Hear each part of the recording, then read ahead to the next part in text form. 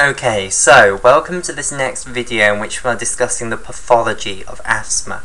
Okay, so we're talking about the pathology of allergic asthma because the most is understood about the pathology of allergic asthma, although this can lead later to non-allergic asthma. Okay, so we've discussed your first exposure to this allergen. Okay, and when you inhale the allergen, which could be pollen or it could be dust mite proteins, for the first time, what you're going to do is end up initiating a humoral adaptive immune response against that allergen, and this results in the production of immunoglobulin E antibodies against the allergen. Okay, so these will bind to allergen and they have an incredibly good affinity for binding to that specific allergen. Okay, now what's going to happen is this immunoglobulin E is going to go into the blood. You've got huge amounts of this immunoglobulin E within your blood now, and it's going to leave the blood at the bronchi, okay, and it's going to end up being mounted on the surface of mast cells. And I just want to, before we go any further, discuss a new drug basically that is designed to help with allergic asthma, which basically stops IgE. Okay, so if we stop this IgE, this is what's going to lead to everything after now. Okay, so if you stop the IgE, then hopefully you can stop the allergic asthma. Okay, so the drug is actually another antibody, and it's an antibody which specifically binds to IgE molecules. So it binds to the fixed region of IgE molecules. So here is this antibody which is going to bind to fixed region of human immunoglobulin E antibodies. Okay, now what is this drug that consists of these antibodies against the immunoglobulin E fixed region called? Well, it's called omalizumab. Okay, so omalizumab is a monoclonal antibody against human immunoglobulin E antibodies, and thereby, if we administer this, it should take out all the immunoglobulin E antibodies, and this is what causes asthma, this IgE being produced against the allergen. This is going to lead to everything from now on. We've finished the adaptive immune response. All of that was to produce this immunoglobulin E that's against the allergen. So if we take this out, then it should help with asthma, and it's an incredibly successful treatment for asthma. Okay, so I just wanted to mention that here. Okay, so now let's see what the immunoglobulin E is actually going to do. Well, basically, it's going to go to the mast cells that were in the lamina propria. So we drew one of these long ago. Okay, so here is the mast cell here. And basically, mast cells have receptors on their surface which can bind to immunoglobulin E antibodies. So let me show a mast cell here. So we'll draw a mast cell bigger than we've ever drawn one before. Okay, now mast cells are very important in the acute inflammatory response. Okay, so they are a sentinel cell that stands on guard, waiting for the appearance of pathogens, and if it finds pathogens, then it will send out alarm signals, basically. Now, mast cells are full of granules, basically, which contain histamine, and this is going to be one of these key alarm signals that they release when they have decided that they have spotted a pathogen nearby. Okay, so these vesicles here, or granules as they're often called, they are full of histamine, which I am showing as just a little turquoise dot here. So these are granules, and the whole structure is a mast cell. Now, these mast cells have receptors for immunoglobulin E antibodies on their surface. So let me put this here. So this is a receptor which can bind to the fixed region of immunoglobulin E molecules, and it's what is known as the Fc epsilon R1 receptor. Okay, so what does this mean? Well, Fc, okay, let's start off with what Fc means. Fc refers to the fixed portion of an antibody. It actually means fragment crystallizable. Okay, so the F stands for fragment, and C means crystallizable. And the reason it's crystallizable is that it's a repeating structure, basically. Okay, so it's constant amongst antibodies. Okay, now the epsilon refers to the fact that we are talking about an IgE antibody. So the fragment crystallizable does vary between the different types of antibodies, so between the IgA, the IgG, the IgE, the IgG, and the IgM. Okay, those 5 different types of antibodies will have different fragment crystallizables. Okay, so this refers to the fixed region of the epsilon, okay, which is just the Greek equivalent of E. So it refers to the fixed region of IgE, and then it's just the receptor 1. So this is a receptor which binds to the fixed region of IgE molecules. So in comes the IgE molecule here, and it's going to nicely bind onto this Fc epsilon R1 receptor on the surface of the mast cell. So let's colour this all in. Let's have our Fc epsilon R1 outlined in pink here, and now mounted on the Fc epsilon R1 we have this IgE molecule that is against our allergen. Okay, now this is the beginning of everything that is wrong, basically. You now have this IgE that is mounted on mast cells. Okay, so now we are primed and ready, and you have got asthma, basically. You are now going to be prone to asthmatic attacks. We're all set up. All that needs to happen now is that you need to get exposed to the allergen again. So, secondary exposure follows now. Okay, so you breathe in the allergen again. Okay, the allergen, some of it will end up in the interstitial space. Some of it will get past the epithelial cells and into the lamina propria, and then what will happen? It will bind to the antigen binding region of this Ig epsilon. Okay, so what's going to happen is the allergen is going to come in here. Okay, so here comes the allergen.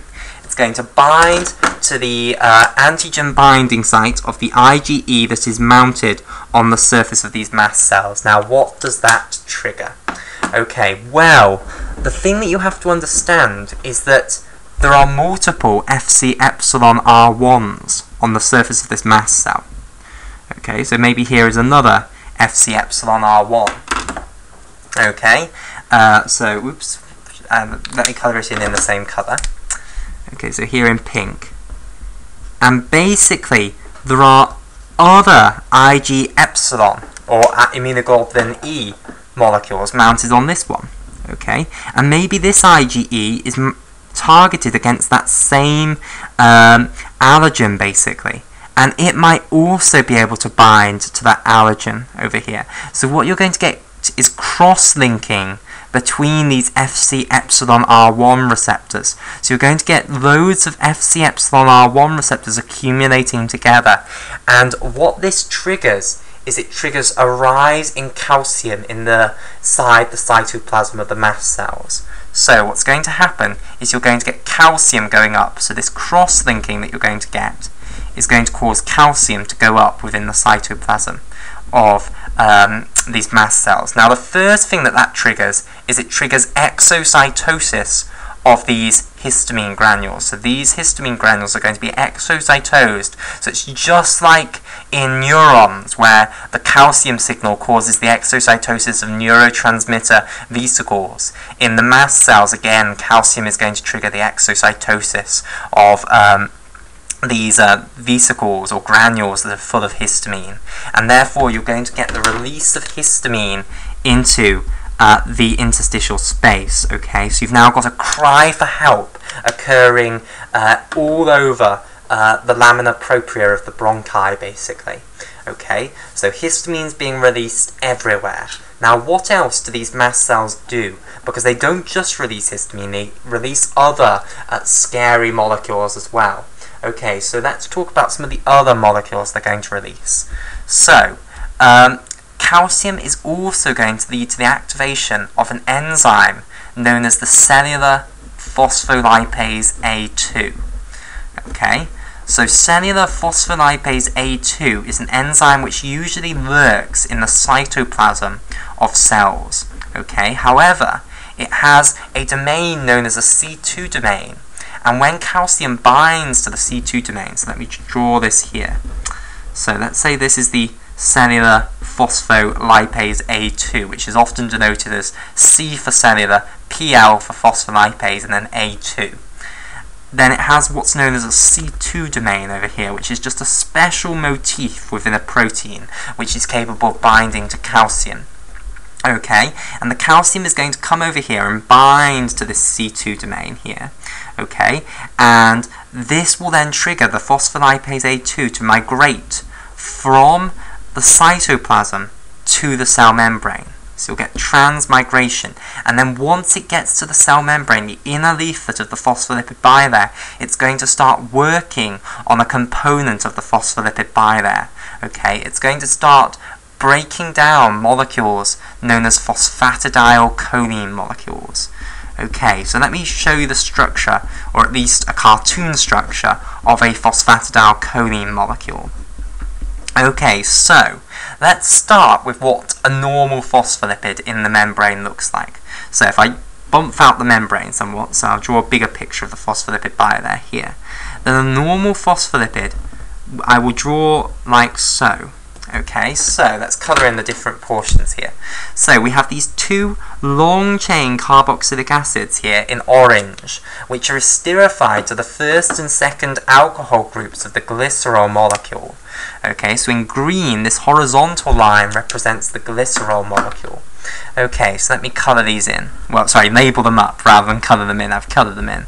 So this is the glycerol molecule, and the chemist's name for glycerol is to call it Propane 1,2,3 triol. So glycerol is the name that biochemists still love and use all the time. Propane 1,2,3 triol is what organic chemists would use. So although propane 1,2,3 triol is a bit of a mouthful, it does tell you exactly what it is. It's a free carbon molecule, propane, where you have alcohol groups off each of the carbons. So a single alcohol group off each of the carbons. Now, to these first two alcohol groups, you have esterified these long-chain carboxylic acids. Okay, and just as biochemists have their old name for propane 1,2,3 triol, we also have our old name for long-chain carboxylic acids. Okay, so long-chain carboxylic acids used to be known as fatty acids. Okay, so you have these two fatty acids, which are just carboxylic acids with a really long tail, basically, that have been esterified to the first and second alcohol groups of the glycerol molecule. And then to the third alcohol group of the glycerol molecule, you have stuck on a phosphate group, basically. Okay, so you've linked the phosphate group onto that alcohol group via a phosphate ester link, also sometimes known as a phosphoester link. Okay, so this is a phosphate group that's been added on to that third alcohol group of glycerol. Okay, now, this structure is what one would call a phospholipid, okay? Or there is an old name for a phospholipid. So the old name for a phospholipid is to call it a phosphatidate molecule. And although you'll never ever hear anyone call a phospholipid a phosphatidate molecule, when people are discussing modified phospholipids, they always use they always use phosphatidate. So that's what this phosphatidyl refers to. It means just a normal phospholipid structure with something stuck onto it. So with a choline molecule stuck onto it. So, to make phosphatidylcholine, all you do is you take the other alcohol group that's free on this phosphate group and you bind it to a choline molecule, again by a phosphate ester link or a phosphoester link. Okay, so choline is another alcohol molecule, so it has an alcohol group. Okay, and it's the same choline that is in acetylcholine, which is a famous neurotransmitter. Okay, so let me show you the structure of choline, because that's something that probably you might not have seen before unless you've actually looked at the structure of acetylcholine. Okay, so the structure of choline is that it has this alcohol group here, and then it's a very small molecule, so don't panic. It only has 2 carbons, okay, and those mainly just have hydrogens off, but then finally you have something more interesting off this carbon over here. You have a nitrogen, which then has 3 methyl groups coming off it. Now, nitrogens are saturated after they have 3 bonds. This nitrogen has 4 bonds, so it's got 1 more bond than it needs to have. So one of these bonds involves the nitrogen supplying both electrons to the carbon. Okay, so it therefore has a positive charge because it effectively has given one of its electrons to the carbon when it gave both of those electrons up to the bond. It retained 1, but then the other one effectively was given to the carbon. Okay, so the carbon would have come with a positive charge, but then it received an electron from the nitrogen, so it transferred the positive charge onto the nitrogen. So this is the structure of the choline alcohol here. Okay, so we're going to attach this alcohol group here to the free alcohol group of the phosphate group via a phosphoester link to create this phosphatidylcholine molecule here. And by the way, phosphatidylcholine is often abbreviated to PC for short.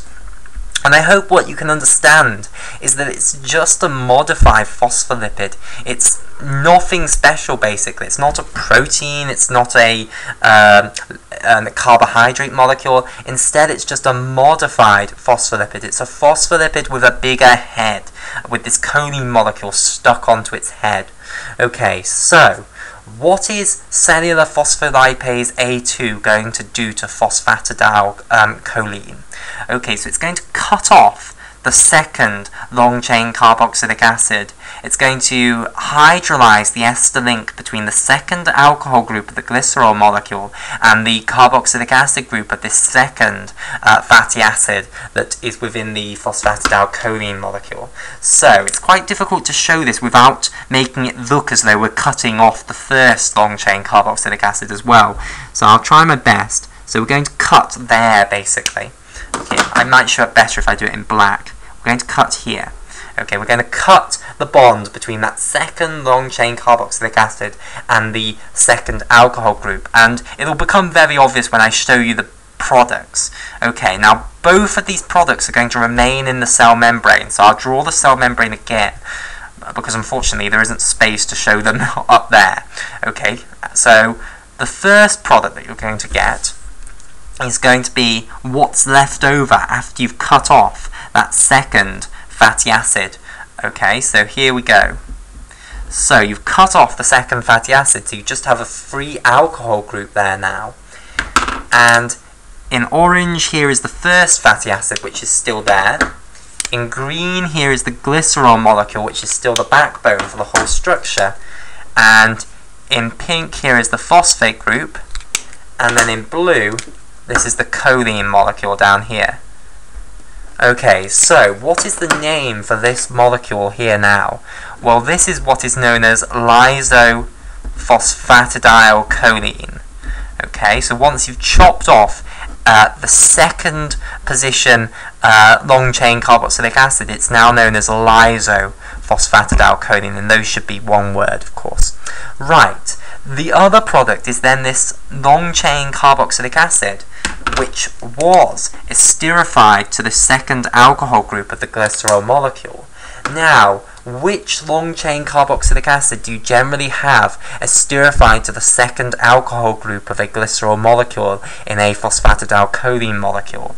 Well, generally it is a long-chain carboxylic acid by the name of arachidonic acid. Okay, so arachidonic acid is the starting point for producing the prostanoids and also the leukotrienes. Okay, so let's discuss the important things that we are going to make from arachidonic acid. Now, you will, once you've activated this process, you will start synthesizing some prostaglandins. However, the really important things in asthma are going to be the leukotrienes. So we're going to study the leukotrienes and sort of forget the prostaglandins, because the leukotrienes are very, very important in asthma. Okay, so I don't want to shadow them, okay, by talking about prostaglandins and things, because they really are very important, so let's talk about them. So, we are going to use arachidonic acid to make leukotrienes. Okay, so basically you start off with an enzyme known as 5-lipoxygenase. Okay, so let me draw this here. So there is an enzyme called 5-lipoxygenase, and actually we need to discuss the activation of 5-lipoxygenase because it, like cellular phospholipase A2, is going to translocate from the cytoplasm to the inner leaflet of the phospholipid bilayer. So usually this enzyme 5-lipoxygenase, okay, which is, by the way, often abbreviated to 5-LO, and for the basis of drawing it as a little square, whoops, no, not like that. Okay, for the basis of drawing it as a little square, I will denote it as 5-LO for 5-lipoxygenase. Okay, now, when the calcium goes up in the cytoplasm, remember it was this calcium that caused the exocytosis of the histamine granules, it was the calcium that caused the translocation of the cellular phospholipase A2 to the inner leaflet of the phospholipid bilayer.